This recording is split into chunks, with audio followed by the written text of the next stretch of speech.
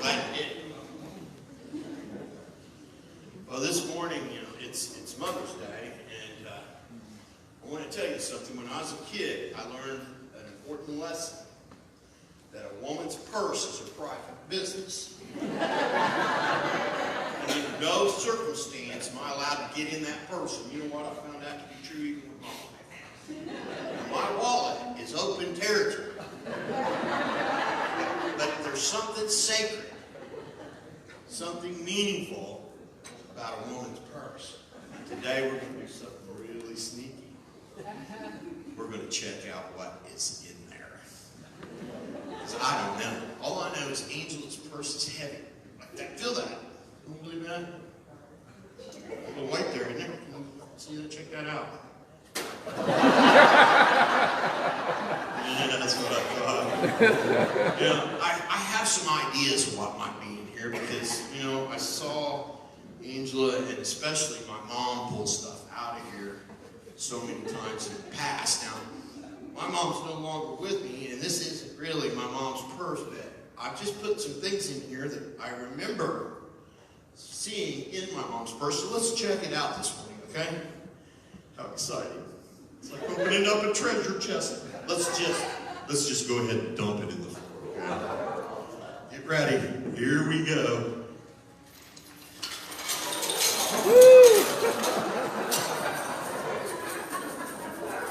I still hear something in it. Oh no, we broke a mirror. Oh no. But that was one of the things that my mom always had. Let me take a look here. Oh, look, a lint brush. Mom would always have one of those. She was always worried about it. And she was always worried about my health. It was like a nurse. Look, she's got Tums and sore throat spray. And we have sodium tablets and preparation H. I don't know what that's for. And one of my favorite things, Vicks chest rub. Oh, did my mom like this stuff. Have you ever had Vicks chest rub? Here, let's check this out. You'll love it. Smell it. That's not. Ben knows what it smells like, don't you, Ben? Oh, if that doesn't say mother. And another thing, my mom was always up on safety. That's why she had this, what you just found there.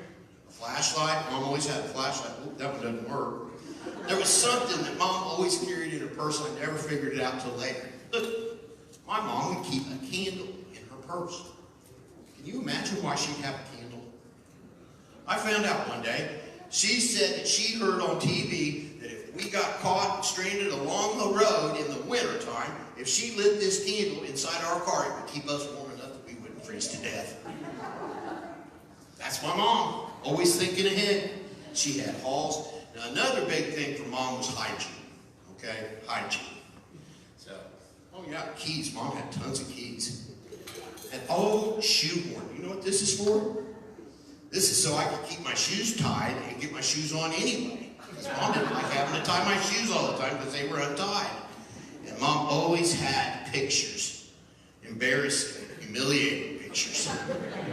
She took them everywhere she went. She loved to show them to people, Let's see what else does Mom have in here. Oh, there's some more hygiene stuff. A brush, a toothbrush, some germ stuff. She wouldn't want me to have red eyes.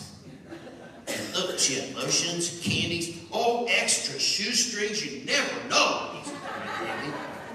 She just had all kinds of stuff in here. Oh, look at this. She got an eye patch, too. Never know when I'd need that. She was always worried about my hair, So we had hair gel so she could knock it down. I didn't have the real Mom used to use. She had scissors, so she could even cut a hanging hair. Get that. Now, the thing in here, out of all this stuff that I feared the most, was this right here. Mom's Kleenexes. Now, why do you think I feared these? You would think, why would a guy ever be afraid of Kleenexes? Well, I can tell you why. It's because Mom wanted to make sure that my face was clean. You know how Mom would make my face clean? You all know. We know. some reason, she was always worried about germs, but the way to clean a boy's face was to spit on a towel and then wipe my face off with it. That was the most awful thing there ever was in the world. How could a mother that was worried about hygiene think that it was a smart thing to spit on a Kleenex and wipe my face with it? Wow. I don't know why she had the air freshener. Maybe because the smell in the back seat of the car. I don't know. Now, the only thing that's not in here that I wanted to mention, and the reason it's not in here is because my sister has it. There were two things that Mom always had in her purse. One of them was a little steel cross that was this big. And she called that her prayer cross. And she had gotten that when she first went to church and first believed in Jesus, and she carried it with her in her purse, in her pocketbook, in a special pouch, like this one, right off the edge. So anytime she prayed, she would take it out and she would hold it in her hand. And I can't imagine how many times over the years my mom held that and prayed for me. Because that's what my mom did. And another thing that my mom always carried in her purse that I don't have because my sister has it, is a Bible. Mom had a big Bible, and I got that one. And then she had a little Bible that she carried in her purse. And you know, when we go to the doctor's office, or if she was sitting and waiting, instead of getting on a phone, because we didn't have smartphones back then, my mom would get out her Bible. And she would read it. Sometimes she'd read it out loud to me. You know, I don't have my mom anymore, and I sure miss her. But I think back of all these things that she kept in her purse. She had enough stuff in this purse that we could have gone camping. You know? We really could have. We could have survived for a week in the wilderness with what Mom carried in her bag. And she carried that around all the time. And she was bent over like this because of the weight of it. But she did it because she loved me and my sister. She wanted to make sure that she had everything we might need because she looked after us. She cared for us. But you know, the thing she did that looked after us the most was when she would pray for us. You know, moms are a great thing, and you guys are lucky to have moms.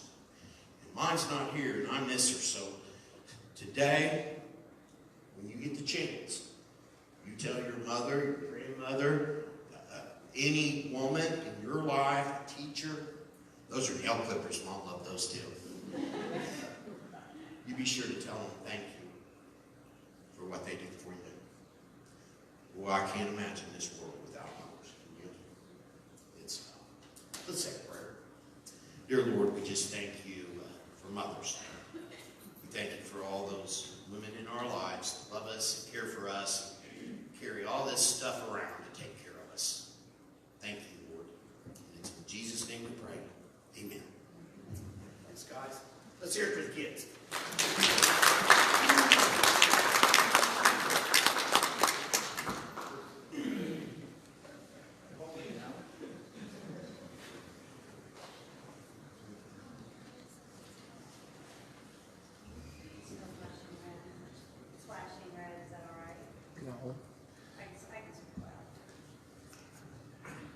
So Pastor Dereck is right. Very rarely do moms hear a thank you. And if you're a visitor here, and you may not know, Pastor Dereck and I have 3 boys, 24, 26, and 28. They're grown now, but when I see the children's moments, it always brings back fond memories when they were little, and the not so fond times when you don't feel appreciated and they actually think that the grass stain fairy came and removed all of the grass stains out of the baseball games every night. And then as they get older, as teenagers, it's a different kind of constant care that you provide for your kids. And then they get their driver's license, and then it's drop kicking them out the door. It was wonderful. It was wonderful. They had a driver's license. They could finally pick themselves up or drive themselves home rather than us picking them up after practice. And it was during that time of phase in my motherhood that I decided I wanted to start getting more involved in church. And I joined the hymnal choir, and I joined a UMW group, and I always enjoyed listening to the women in the UMW group, their cackling laughs, and you know what they were studying, and wanted to join and be a part of that. There was how many of you women have been to a Women of Faith conference? The ladies at East Columbus United Methodist Church just didn't attend the Women of Faith conferences. They were actually groupies. And so what that means is they would go to the Indianapolis conference, and then they would come up here to the Fort Wayne conference. And I had just joined the UMW group, and they, of course, invited me to go to this conference. And I had never been to a Women of Faith conference, and it wasn't appealing to me. I wasn't retired. I was a working mom who traveled at least once or twice a month on business travel. So the idea of a suitcase and a hotel room and a trip wasn't appealing to me. And it was just, as a matter of fact, it was just another thing to add to my schedule that I didn't really have time for. And Dereck had encouraged me to go. And they had been to the Indianapolis conference, so they knew what I was in for. They heard all of the skits, and I'm going to share one with you today.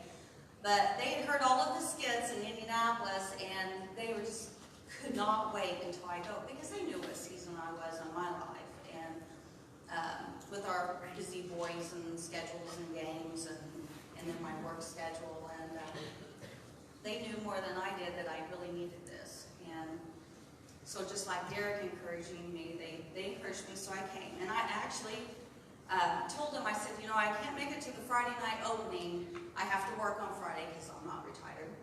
And I will just drive up and I'll catch you later. And so that's what I did. And I made the trip up here to Fort Wayne. And it was here, ironically, in Fort Wayne at a Women of Faith that I had a true turning point in my Christian faith and the depth of my walk with Jesus. And I did hear some stories that really touched me here. And then I started laughing, cackling, like he did. And I'm checking into the hotel here at Fort Wayne. I had worked all day, been up since 4, exhausted, the stress from the interstate, checking in at the hotel that I didn't particularly want to be at. And I heard the cackling laugh coming through. You know, the women from my church was walking in. I knew that laugh from anywhere. And coming up from behind me, and you know, and there is nothing more crazy than a group of women that are fired up for Jesus than a group of women fired up for Jesus that's had way too much coffee. And they were just telling me everything that they had heard, and you know, and the praise music, and how everything was awesome, and the speakers that were opening Friday night that I had missed, and I just wasn't in the same place they were. I just came off the interstate and was exhausted. But I listened, and before we departed to our rooms, they handed me this book, Great Wonders of the World. I didn't understand. They did. And they said, we got this for you. So I went back to my hotel room.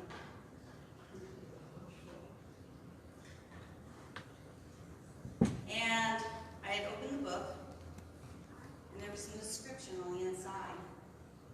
And it says, with admiration for the greatness of what you are building when no one sees. So I'm alone in my hotel room, and I'm looking at this book. Get rid of this microphone here, so I can show you this book. Just trying to make sense of why they had gotten me this book.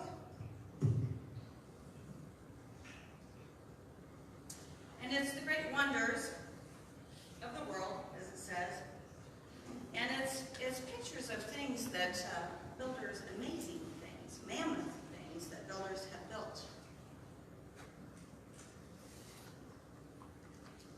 reading the articles that went with the pictures, and I noticed that you can't name the names of the people who built the great cathedrals. Looking at these mammoth works, you stand down, and repeatedly, over and over, it says, "Builder unknown." You see, they completed these works not knowing that anyone would notice. Works such as this. And isn't it amazing when you think, how did they do that with little tools that they had at that time? And there was a story that I read of a builder that was carving a small bird inside a beam that was going to be covered over by a roof. And the builder asked the other one, says, "Why are you spending so much time carving a bird that no one is ever going to see?" And it was reported in the article that the builder said, "Because God sees." And they trusted that God saw everything. They gave their whole lives for a work, a mammoth work that they would never actually see finished. You see, a lot of these cathedrals took over 100 years to build. And that was more than one working man's lifetime, when you think about it. And they made personal sacrifices for no credit, showing up day after day for a building that their name would never be on. It was also said in one of these articles that no great cathedrals would ever be built to this detail and degree because so few people are willing to sacrifice for no credit. In that moment, after I had read these articles and I was starting to understand what teachings the ladies wanted to share with me,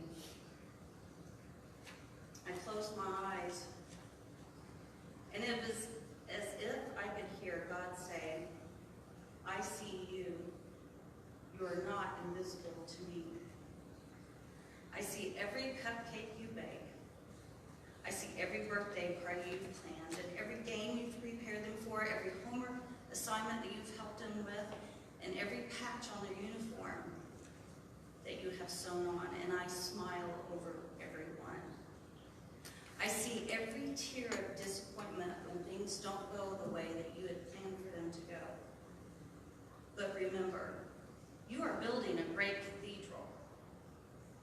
It may not be finished in your lifetime, and sadly, you will never get to live there.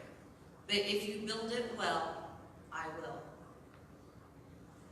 You see, at times my invisibility has felt like an affliction to me, a disease that was erasing my life. But it was actually the cure for the disease of self-centeredness, or an antidote to my own pride. It's okay that they don't see, and it's okay that they don't know. I don't want my sons who are bringing their girlfriends home to say, "You're not going to believe what my mom does. She gets up at 4 in the morning and she cleans the house and does up all of the laundry, and then she makes this huge breakfast that's fit for a king." Just like, no, I don't want them to say that. You know, I want them to come home. I want them to want to come home. And I want them to say to their girlfriends, "You're going to love it there." It's okay that they don't see. We don't work for them. We work for Him.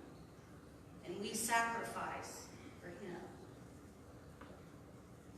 There are so many women that are mentioned in the Bible. Some of them are mothers, and then some of them are actually infertile. And then you find out later, many years later, that they, like Sarah had Isaac, that they eventually then had a son or a daughter that did great things.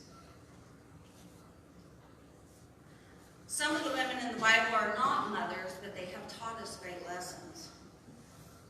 And then some of the women in the Bible have taught us really significant lessons, and they're actually nameless. Some of the stories that came to mind for me was the woman that taught us the story of "Thou without sin cast the first stone," or the woman at the well, or the woman that washing of Jesus' feet. One of my favorite stories is the widow's mite. And it was because, Jesus was in the temple and he's watching these rich men lavishly throwing their money in, and then this little widow puts in 2 coins, and he just stops. The disciple's right there, and he tells them, he goes, "Look at that. That is what I'm talking about. That is what I'm trying to teach you." In her faith, she gave all. Jesus rejects attempts to devalue the worth of a woman or her witness by example over and over. Why? Because a woman's love can set the standard. In my own story, my mother and my grandmother are wonderful women, and they taught me so much, and they were great women that taught me Christian values by example. But if you were here when I shared my testimony a few weeks ago, you would remember that it was actually a nameless woman in a gas station that started my transformation in Christ. Growing up, I viewed Mother's Day as a day just to celebrate mothers. And as I became older and as I grew in my Christian faith, I realized it's actually a celebration of women. All women can be motherly to those in their life, just like Pastor Dereck had mentioned and shared with you a few moments ago. There are some high school teachers in our congregation that I know mother thousands of students every year. Every year. In your circles, how many little eyes do you think see you? See what you do, what you say, in your attitudes. When Derek and I get appointed to different churches, some churches are all about celebrating Mother's Day, and some churches will say, "Oh, let's just kind of not go over the Mother's Day thing." And I've even had some school teachers say that. Not everyone in the crowd are women, and we need to consider them. Well, no, I disagree. By example, let's remember today that a woman's love sets a standard in this world and reaches far more people than you could possibly reach by just bearing a child. We vote on election day to make a difference in this world. Well, maybe in policy. But try showing God's love. Now that goes beyond policy and makes much more difference in the world than by voting. You can't name the names of the builders of the great cathedrals. But they built them well, and God still lives there today. And they worked trusting that God sees everything. One of my favorite true stories is at our last appointment, I was participating in a women's Bible study, and there was a young lady there, a mother of 2 sons, and she came with just her and her 2 sons, and really didn't know her story until that Bible study. One of the questions was, who do you admire? Or who was significant to you in your young Christian faith? And she shared with us it was actually her neighbor. And I noticed that she never came with her husband, and she never came with her parents, and I knew her parents lived right down the road, and they did not attend church. Well, I thought maybe they went to a different church. No, they just did not attend church. They never took her to church. A neighbor lady knew this and loved her enough and cared enough and loved Jesus enough to say, "Can I bring your daughter with me to church?" And she brought her to Scipio Church, in which is where she was raising her 2 sons on the day that I was there.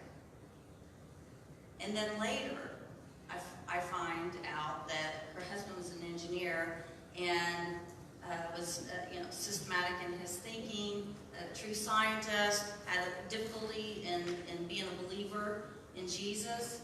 And by the time we left, and many conversations with Pastor Dereck, he was saved, and he attends church with his family and his 2 sons and her. And I realized that when I put it all together, that her life and her witness there was a miracle in her, but there was even a greater miracle in the neighbor that planted the seed years ago that was being motherly. So ladies, I ask you, what is your legacy? What do people, when they see you, what do they see? What does God see? What great cathedrals are you building? What power you have, whether you are a mother, a neighbor, or a nameless person in the crowd. Do people see eye rolls or smiles? Sarcasm or encouragement? Judgment or grace? Depression or gratefulness? Bitterness or love? In our storm and in our mess, and in our everyday chaos, or even in a crisis or two, trade the chaos of what you feel for the truth of who you are. Because you are beautiful, you are unique, you are always enough, because in the eyes of God, you are worth dying for. Remember that. You are a daughter of the living God. You have a lot of love to share, and you are capable of loving many. Just like the women in the Bible, such as Esther or Ruth or Mary, you have that same life-changing capability through love. Love is the greatest commandment, the greatest gift. Being motherly is so powerful. You were given some charms that says God sees. And actually, I asked a local vendor to stamp these. It is a necklace charm, a bracelet charm. Feel free to wear it and remind yourselves that God sees. God sees what you do when you don't feel appreciated, when people just don't have any idea, or when you're having a low day, when you feel devalued. Happy Mother's Day.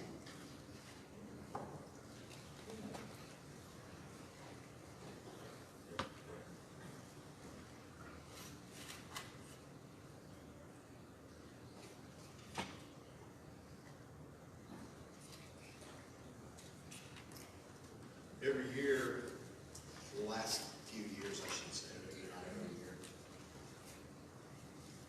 I like to read this. It's my take on mother's love. It may sound familiar to you because you've heard it in the Bible, in Corinthians. I just changed it a little bit. And I'd like to share it with you. Mothers are patient. Mothers are kind. They do not envy. They do not boast. Maybe a little. They're not always proud. They do not dishonor others unless you mess with their kids. They certainly are not self-seeking. They do not anger easy. They keep no record of wrongs unless you harm their child. They do not delight in evil, but rejoice with the truth.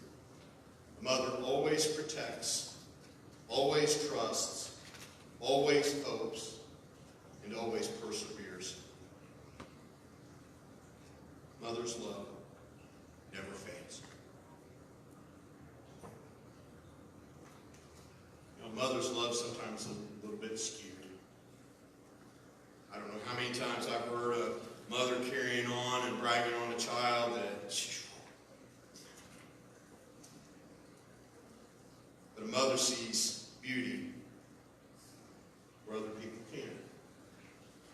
Mother sees potential where other people can't. Mother sees hope where other people cannot. Angela mentioned the word legacy. And since my mom's no longer with me, this is a word that really resonates with me. So I looked it up. Defined by Webster, it says something transmitted by or received from an ancestor or predecessor or from the past. And then examples of legacy in sentence were, she left us a legacy of $1 million. I like that. She left her children a legacy of love and respect. Her words and abuse left a legacy of pain and suffering. Her artistic legacy lives on through her children. This is the cathedral that Angela's talking about this morning. There's an old anonymous Greek proverb that you've heard before. It says, society grows great when old men plant trees whose shade they know they shall never set in. That's exactly what Angela was talking about. Our society grows great when mothers, women, plant the trees or build the cathedrals, but they know that they will never enjoy themselves. And that's what sometimes we're doing. God gave us Jesus as an example of love, and He gave us a mother's love to bring that home. I've felt it, I've seen it. And shouldn't we all love one another like a mother loves their child, unconditionally, with the best of intention, with the best possibility in mind, seeing past flaws and brokenness and seeing the potential and the possibility? If we loved each other that way, we would accomplish so much more. Shouldn't we be as forgiving, overlooking, and love in the same way? I told you this was a little bit of a rough week for me. This is something I think Jimmy, is it Jimmy that bought you this? For Mother's Day. He hit a home run with this one. I bet it didn't cost hardly anything. That Angela cherished it. It says, for the most unusual reason, it says in the laundry room. In the window of the laundry room. And I don't think you can probably read what it says. It says Mom on the top. And it says, home is where your mom is. Home is where your mom is. And I saw this on the 8th when I knew it was my mom's birthday, and it was her first birthday since she had passed. And it was a year anniversary. And I saw home is where your mom is, and I thought for a second, I'm an orphan. I'm an orphan. I don't have a home. And then I thought, I do. I know where my mom is. And that's my home. That will be my home. And the main reason that's going to be my home is because of my mom's prayers and my mom's dedication and my mom's stick-to-itiveness and my mom never giving up, even though she had every reason after reason after reason, and people told her, stop believing him. Stop believing in him. Just let it go. Give up. He's never going to change. My mom was crazy because she was a mother. And she didn't believe the obvious. She didn't believe what everybody else thought. She didn't believe what everybody else saw. So today, when I see this, I'm going to smile. Because my home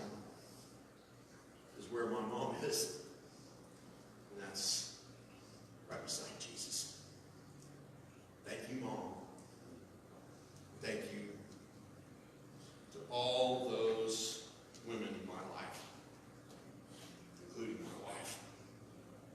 I thank you all. Be back in. Dear Heavenly Father, Lord, thank you for putting the people in our lives who you have put there. Lord, I thank you for the ones who stuck it out, toughed it out, prayed and prayed and prayed. Lord, I thank you for the mothers